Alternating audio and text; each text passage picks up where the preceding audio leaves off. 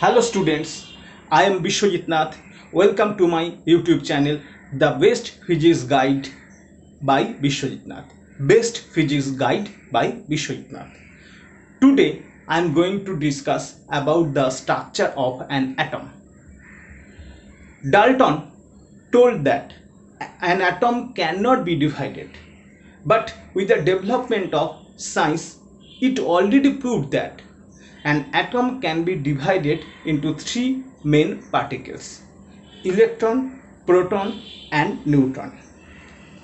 Electron is the lightest particle of an atom. The mass of an electron is 9.11 by 9.11 into 10 to the power minus 31 kg.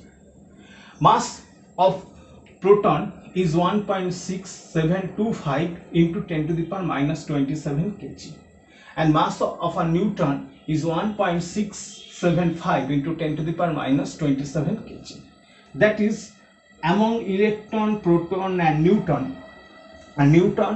is the heaviest particle. Charge. Electron is a negatively charged particle. The charge of an electron is minus 1.6 into 10 to the power minus 19 coulomb. The charge of a proton is 1.6 into 10 to the power minus 19 coulomb. And a neutron is electrically neutral and its charge is 0. Radius. Electron has the radius 2.8 into 10 to the power minus 15 meter or 2.8 Fermi. 1 Fermi is equal to 10 to the power minus 15 meter.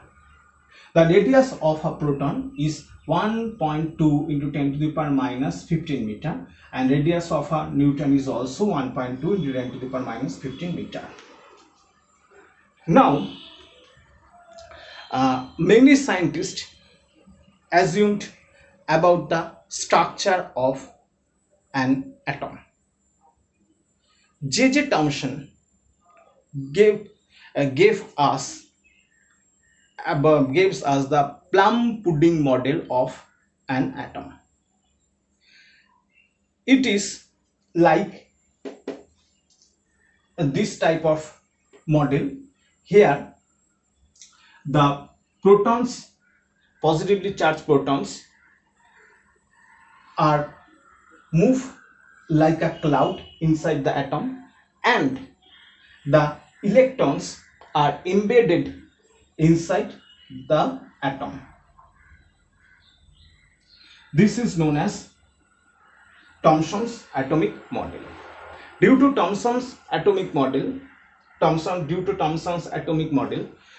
an atom is a solid one. Okay. But Rutherford conducted his famous experiment, which is known as scattering of alpha particles. J.J. Thomson model did not explain the Rutherford's experiment, that is scattering of alpha particles, when alpha particle moves through a very thin gold foil, then some alpha particles scattered. Therefore, due to the observational result conducted by Rutherford gave another model, which is known as Rutherford model about atomic structure, which is quite similar to the structure of our solar system. There are so many differences between the structure of solar system and structure of the Rutherford's model, but it is similar between structure of solar system and quite similar between the structure of solar system and structure of Rutherford's atomic model. He assumed that the nucleus is inside the atom, and a nucleus is formed by the proton and neutron, and maximum mass of an atom is concentrated at nucleus, and maximum place of an atom is empty, and electrons, negatively charged electrons, are moved around the nucleus due to the attraction between the electrostatic force, due to the electrostatic force between positively charged nucleus and negatively charged electron. From Coulomb's law, we know that positively charged particle and negatively charged particle are attracts each other, and due to the centrifugal, this attraction produces the centripetal force, and due to the centripetal force the electrons moves around the nucleus. This model is experimentally proved by Rutherford's alpha particle scattering. Okay, now I am going to discuss about this, the Rutherford's experiment. Okay,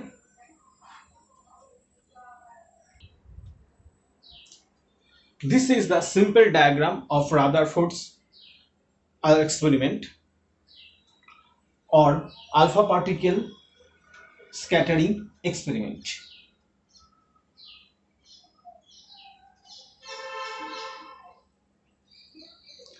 Here S is the source of alpha particle, and these are four or two pairs of lead rods which produces alpha beam of alpha particles, and this is a gold plate having thickness less than 10 to the power minus 8. He conducted this experiment in a dark room, and this here he placed a fluorescent fluorescent paper or ZNS paper. He observed that maximum number of alpha particles can penetrate the gold plate or gold foil, and they move forward in a straight line. Some amount of very little or some amount of alpha particles are deflected, and very few amounts of alpha particles are deflected in backward direction. This is amount 1 by 1000, 1 by 8000 part of the incident amount of alpha particles.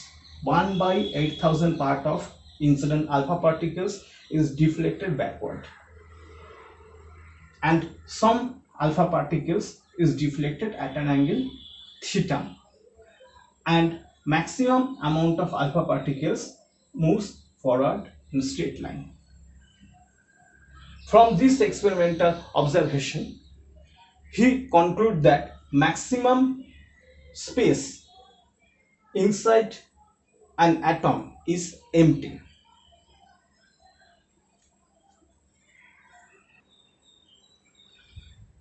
This is the nucleus, or this is the target nucleus, and these are the path of scattered alpha particles.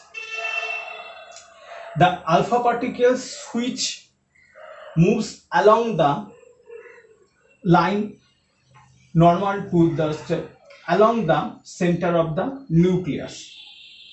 After some distance, he bounce back in the opposite direction.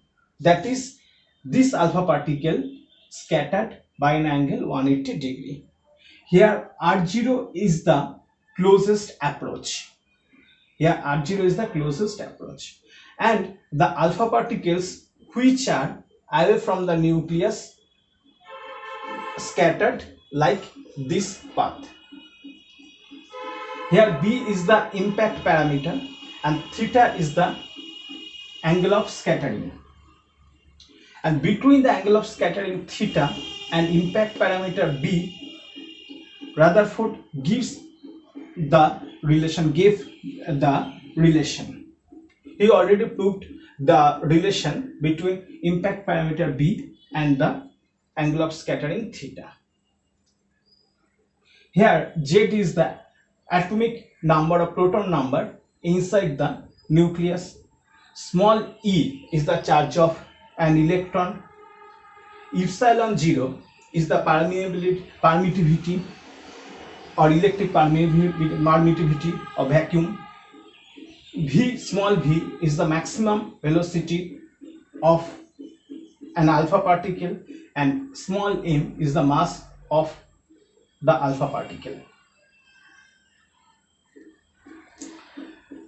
And if the alpha particle is sufficiently far away from the nucleus, target nucleus, then it moves straight line, and we can draw the graph between angle of scattering theta along x-axis and the number of scattered alpha particles, and we can find this type of graph which shows that with the increase of the value of alpha from 0 to 180 degree, the number of scattered alpha particle gradually decreases. That is, maximum number of alpha particles moves or passes through the gold foil in along straight line, almost straight line, along almost straight line. Okay, this graph or the path of the alpha particles prove that the maximum space inside an atom is empty.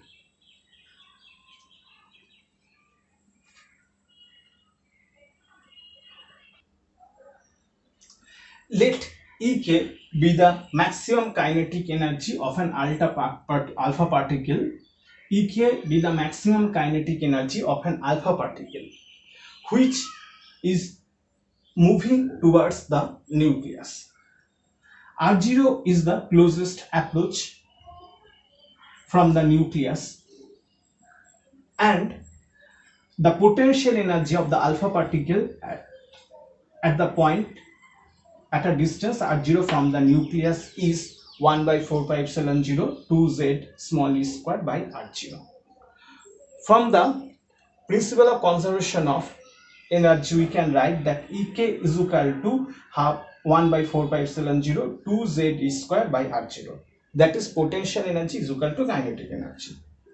Now putting this value of Ek, z, small e and 1 by 4 pi epsilon 0, we have that the value of small r0 is approximately equal to 10 to the power minus 14 meter. That is, the radius of a nucleus is less than 10 to the power minus 14 meter.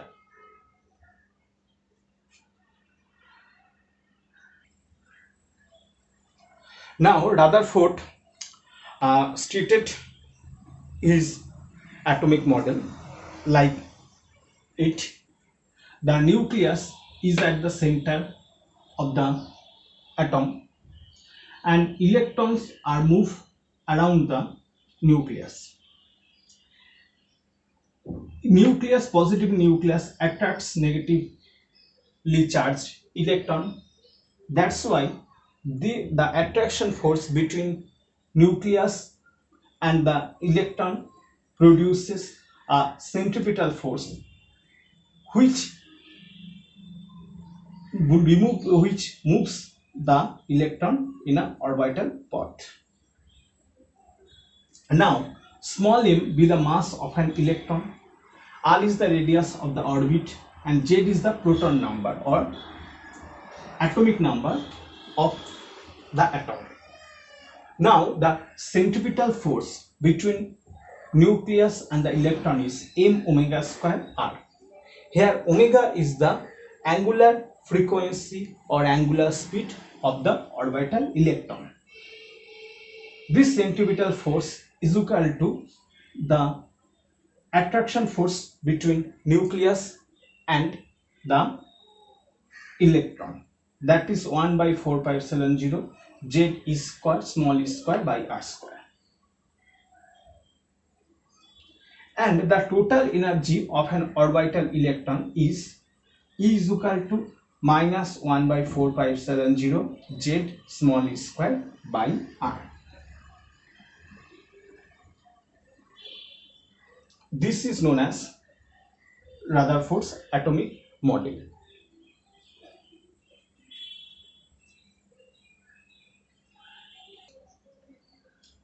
Now I am going to discuss about the drawbacks of Rutherford's atomic model. It is very important.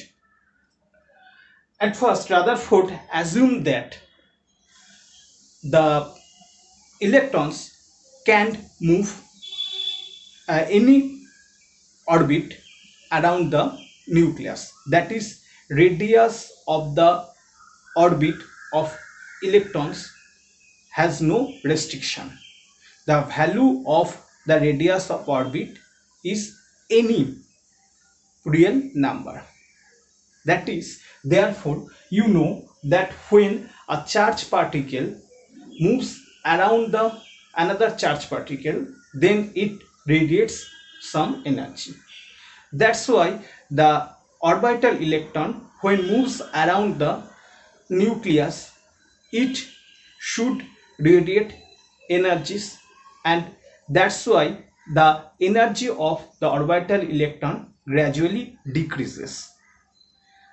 Therefore, the radius of the orbital electron, also radius of the orbit of the electron, also decreases, and after some time the nucleus collides with the electron. That is, electron jumps into the nucleus.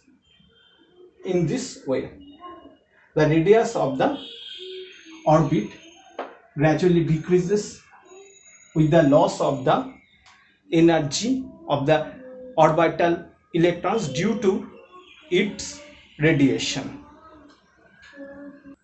But practically, the existence of an atom is very finite. That is, the lifetime of an atom is very long.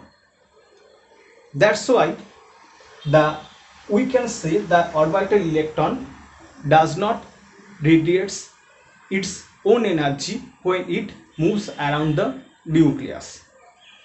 That's why the orbital electron does not jump into the nucleus, and the atom can exist for a long time.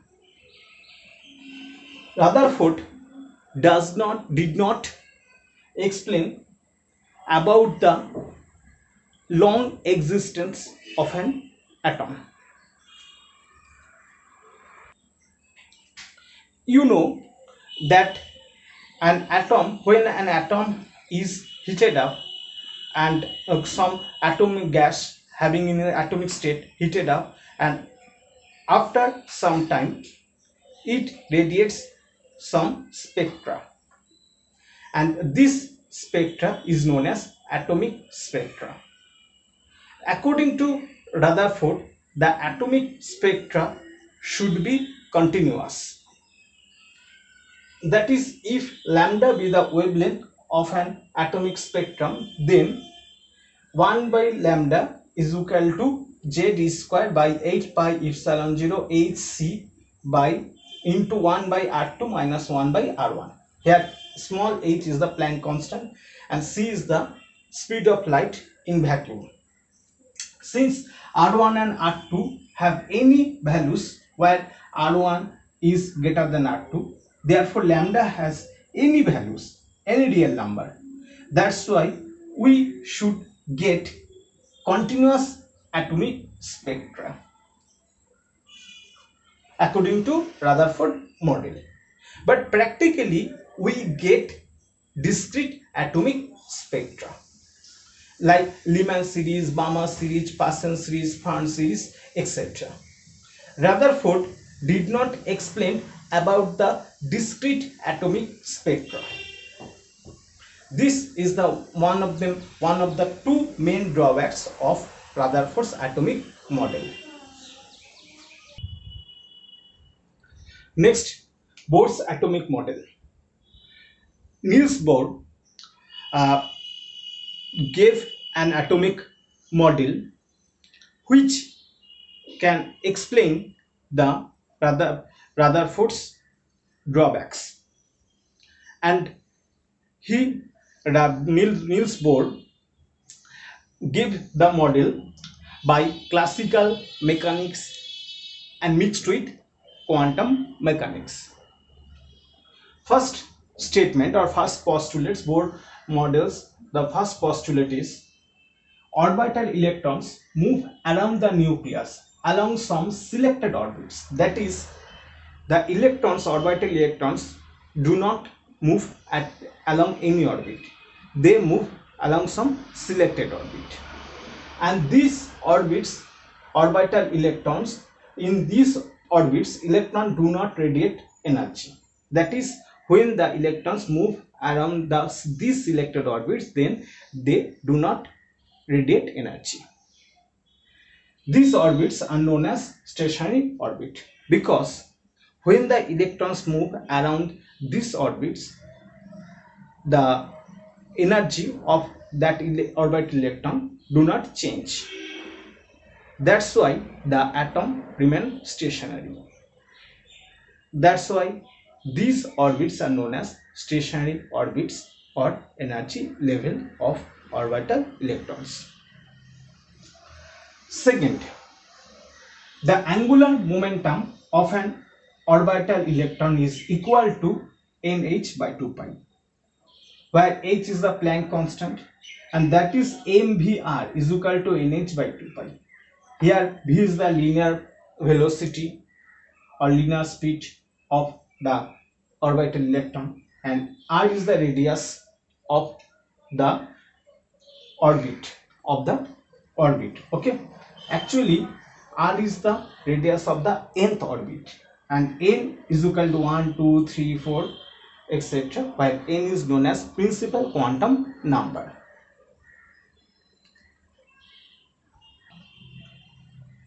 Now the third postulate, when an electron jumps from the higher energy level to lower energy level, then it radiates some energy, and the amount of radiation energy or amount of energy which is radiated by the electron is equal to ei minus ef is equal to n into mu is equal to hc by lambda.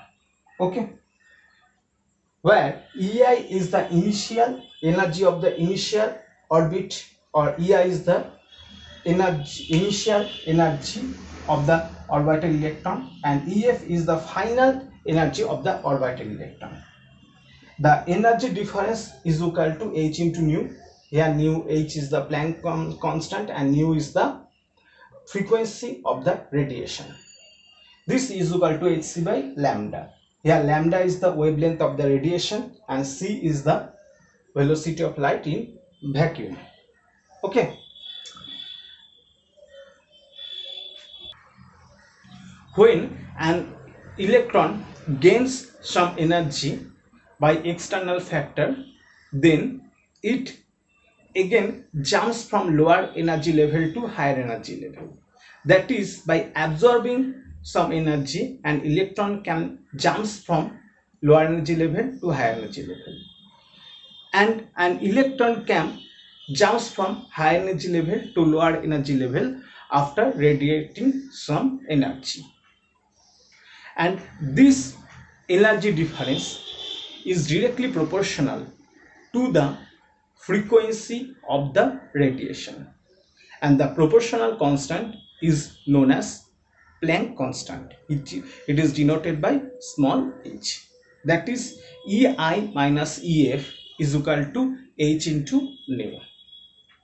Okay, these three are known as Bohr's postulate about atomic model.